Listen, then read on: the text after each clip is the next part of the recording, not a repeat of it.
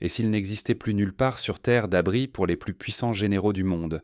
Imaginez ceci, un bunker enfoui à 125 mètres sous la roche, conçu pour résister à tout ce que l'ingéniosité humaine pouvait inventer en matière de destruction. On le surnommait la redoute de l'Ouest. Cette coup d'inventu, 7 niveaux secrets d'acier et de béton, ceinturés de couches de titane, supposées encaisser non seulement chaque arme conventionnelle, mais aussi une frappe nucléaire tactique de faible puissance. Des milliards de ressources, des années de travaux dans le secret absolu, bâtirent ici, en Ukraine, le cerveau du commandement occidental, le sanctuaire des stratégies les plus élaborées. Derrière ces murs, analystes et chefs militaires coordonnaient chaque offensive, pensant dicter le rythme de la guerre, persuadés d'être inatteignables. L'invulnérabilité érigée en dogme pour l'OTAN, ce bunker n'était pas qu'un abri, mais le monument de leur suprématie. Mais que reste-t-il quand même la forteresse la plus perfectionnée cède, quand la technologie de pointe, les investissements colossaux, les plans les mieux protégés s'effondrent d'un seul coup? Si l'arrogance stratégique de l'Occident n'a reposé que sur une illusion, et que cette illusion vient d'être pulvérisée, littéralement, en quelques secondes, car si la redoute de l'Ouest peut s'effondrer, alors rien n'est vraiment à l'abri. Aucun projet, aucune stratégie, aucune somme, aucune réputation. En un instant, l'équilibre des forces mondiales peut basculer. La sécurité de nations entières, l'avenir des conflits, la crédibilité même des puissances s'en trouvent menacés. Pour saisir la portée de ce séisme stratégique, il faut revenir à la genèse de la redoute de l'Ouest, à ses promesses d'inviolabilité, à la foi absolue dans la supériorité occidentale. Mais au-delà de l'histoire brute, il s'agit de comprendre pourquoi, à travers tous les siècles, les puissances ont toujours cherché à bâtir des sanctuaires censés leur garantir sécurité, pérennité et contrôle. Des forteresses médiévales aux bunkers ultramodernes, chaque époque a cru pouvoir ériger des murs infranchissables. Mais le sort de la redoute de l'Ouest rappelle les grands enseignements de l'histoire. Prenons l'exemple de la ligne Maginot. Construite dans les années 30 du XXe siècle par la France, elle était censée rendre le pays invulnérable à une invasion allemande.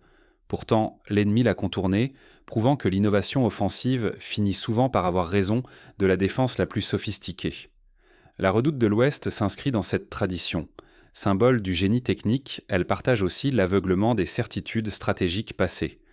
7 longues années de secret, des équipes d'ingénieurs triées sur le volet, recrutées discrètement à travers l'Occident. Un projet colossal coûtant plus de 4 milliards de dollars, dont le nom seul inspirait la crainte, le redoute de l'Ouest. Ce n'était pas un simple bunker, mais le cœur vibrant de la stratégie de l'OTAN, enfoui sous des dizaines de mètres de roches pensées pour résister à tout ce que le XXIe siècle pouvait lancer contre lui. Son architecture forçait l'admiration.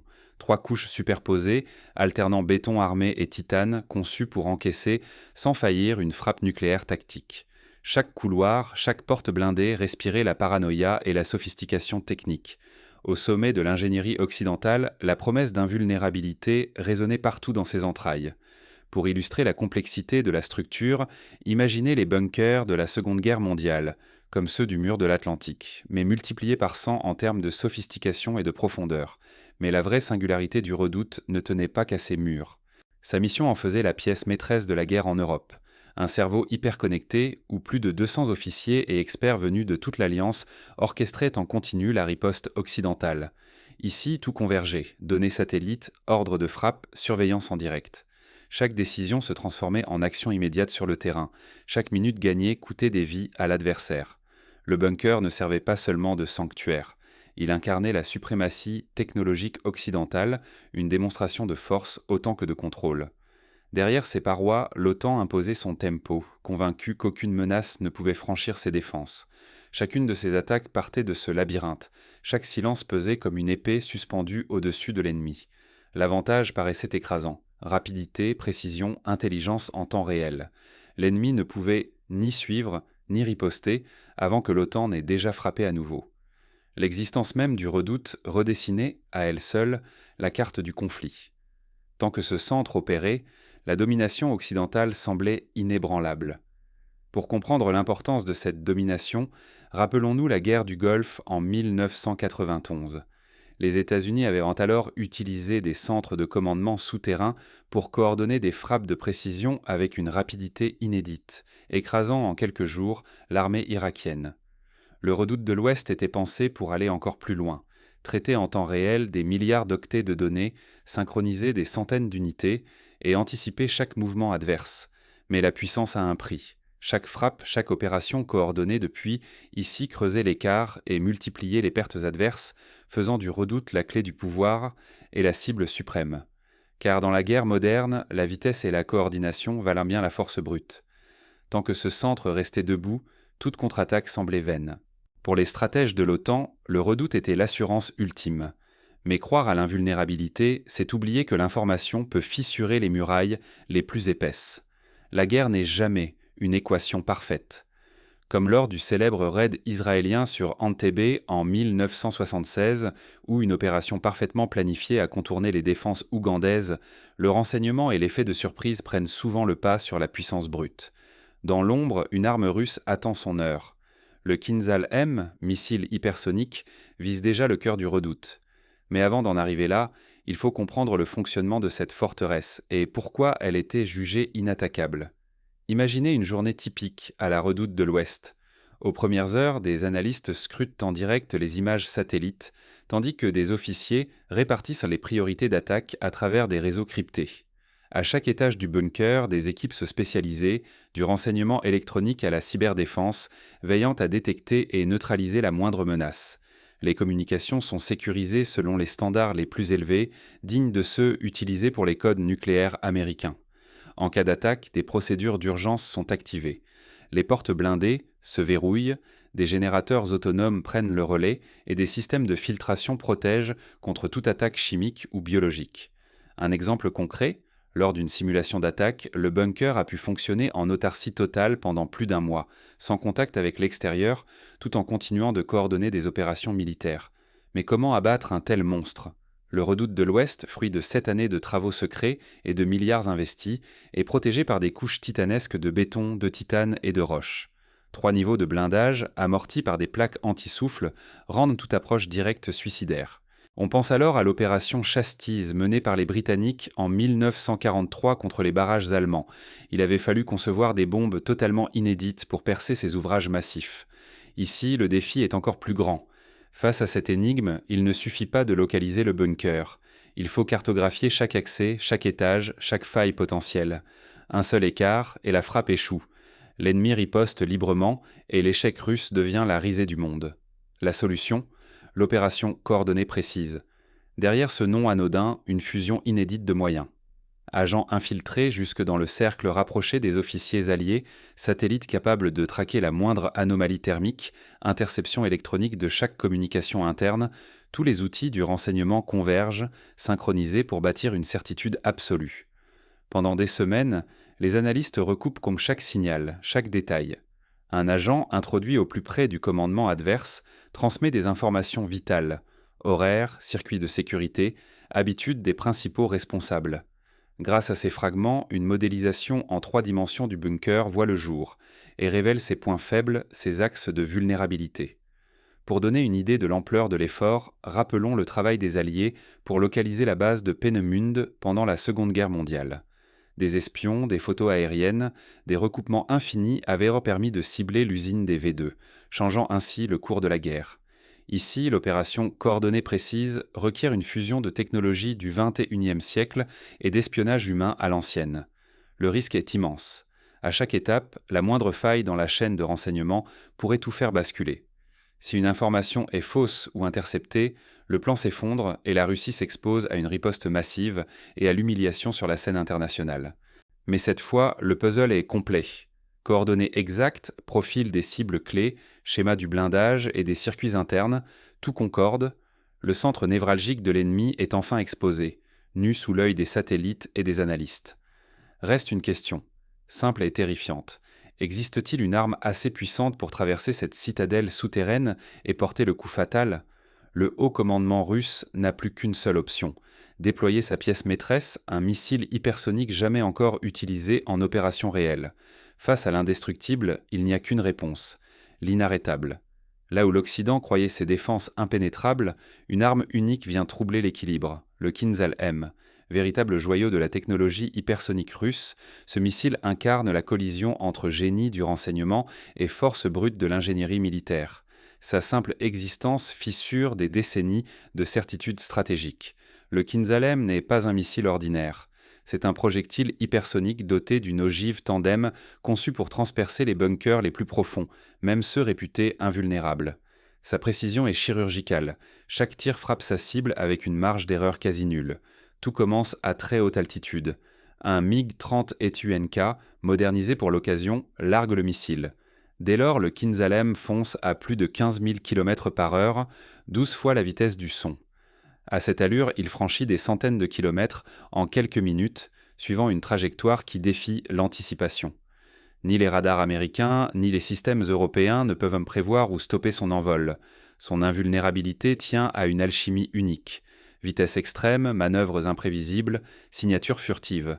Les radars deviennent aveugles, les défenses automatisées restent muettes.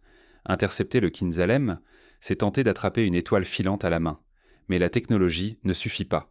Durant plusieurs semaines, des équipages d'élite répètent chaque geste. Du décollage du MiG-30 ETUNK à l'alignement parfait sur la cible, tout est orchestré à la seconde près. La synchronisation avec les satellites de guidage ne laisse place à aucune improvisation. La modernisation du MiG-30 ETUNK est un défi en soi. Réservoir additionnel, blindage renforcé, communication cryptée. L'appareil doit s'infiltrer loin derrière les lignes ennemies, larguer le missile puis disparaître avant toute riposte. Les pilotes sont triés sur le volet, seuls les plus aguerris, capables de résister à la pression d'une mission historique, sont sélectionnés. Pour comprendre la complexité de cette mission, rappelons l'opération Black Buck durant la guerre des Malouines, où des bombardiers Vulcan britanniques ont dû traverser des milliers de kilomètres pour attaquer la piste de Port Stanley, avec un ravitaillement en vol complexe. Ici, la mission du Kinzhalem est encore plus périlleuse, car la riposte adverse pourrait être immédiate et dévastatrice. L'enjeu dépasse la simple réussite technique. Frapper le redoute de l'Ouest, c'est démontrer au monde que la Russie peut pulvériser ce que l'Occident croyait imprenable. Mais c'est aussi risquer l'escalade, la crise politique, la réaction imprévisible des adversaires. Pour Moscou, aucun retour en arrière. Neutraliser le centre de commandement ennemi, c'est une question de survie nationale, un geste de légitime défense et de puissance retrouvée. Chaque détail devient vital. Les itinéraires de vol sont calculés pour éviter tout radar, le silence radio est imposé, les équipages vivent reclus jusqu'à l'ultime instant. L'heure H approche. Dans les salles de commandement, la tension est à son comble, chaque seconde pèse une éternité. Ce sont ces préparatifs, menés dans l'ombre, qui vont bouleverser l'ordre militaire mondial. La frappe du Kinzhalem est sur le point de redéfinir la puissance et d'imposer de nouveaux codes à la sécurité planétaire. Mais l'arme la plus avancée n'est rien sans le moment parfait. Les Russes attendent leur opportunité, tapis dans l'ombre, prêts à frapper là où l'ennemi s'y attend le moins. Que se passe-t-il lorsque le cerveau de la plus puissante armée de la planète est sectionné d'un seul coup ? Juste avant l'aube, dans la pénombre d'un aérodrome isolé, un MiG s'arrache du sol. Sous ses ailes, un unique missile, Kinzhal-M. Sur les radars adverses, l'écran reste vide.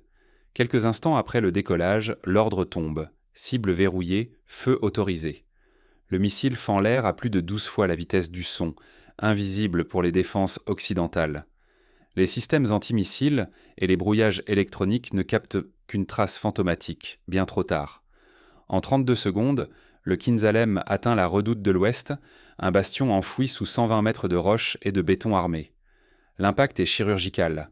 D'abord, un pénétrateur en tungstène perce les couches protectrices sans détonation. Aussitôt, la charge principale explose, libérant une onde thermobarique qui ravage les galeries du complexe. Aucun civil n'est touché. La frappe vise le cœur névralgique militaire.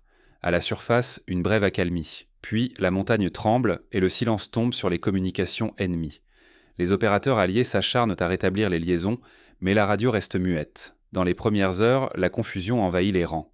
Privées de leur centre de commandement, les unités occidentales se fragmentent, ordres contradictoires, mouvements désordonnés, arrêts soudains de contre-offensives majeures. Dans les quartiers généraux de Londres, Bruxelles, Washington, les signaux d'alerte s'accumulent.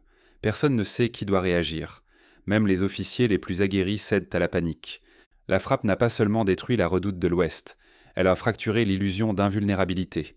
Très vite, la rumeur enfle. D'autres centres pourraient être pris pour cible. Les évacuations d'urgence s'enchaînent dans une précipitation fébrile. Le monde entier assiste en direct au basculement. En frappant le bunker, la Russie inverse le rapport de force.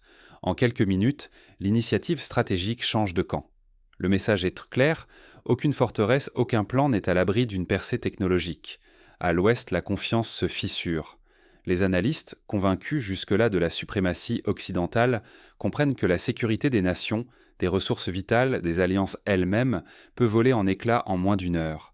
Mais derrière la stupeur, une interrogation s'impose. Cette victoire technologique annonce-t-elle une ère où la supériorité change de camp en un éclair? Sur les chaînes d'information, les images satellites et les bribes de communication interceptées alimentent la sidération.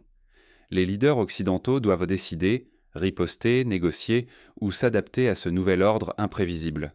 Un seul missile peut-il bouleverser l'histoire militaire contemporaine? À première vue, cela ressemble à une exagération. Pourtant, la destruction fulgurante de la redoute de l'Ouest, ce bastion occidental vanté comme imprenable, l'a démontré en une poignée de secondes. Aucun rempart, aussi perfectionné soit-il, n'offre de certitude absolue. Ce bunker, bâti au prix de plus de 7 années d'efforts, engloutissant des milliards en ressources, incarnait l'apogée du secret et de la protection. Conçu pour résister même à une frappe nucléaire tactique, il symbolisait l'invulnérabilité. Mais il a suffi d'une percée technologique, le missile hypersonique Kinzhal-M, pour balayer cette illusion en un éclair. Cet exploit n'est pas seulement une démonstration de supériorité technique. Il met en lumière une vérité bien plus inquiétante, la faille se cache souvent là où l'on ne la soupçonne pas. Derrière chaque mètre de béton, sous chaque couche de titane, subsiste la vulnérabilité fondamentale des forteresses modernes. La sécurité ne dépend plus uniquement de la technologie, mais de la capacité à anticiper, à surprendre et à s'adapter, même dans l'ombre. C'est ici que surgit le véritable péril.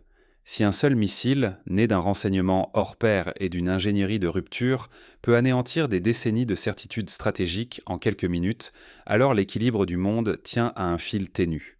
Ce fil, c'est l'innovation continue, la remise en question de chaque dogme, la chasse à l'imprévisible. Dès lors, tout sentiment de supériorité, toute foi aveugle dans l'inviolabilité d'un système, devient une chimère dangereuse. La leçon est implacable.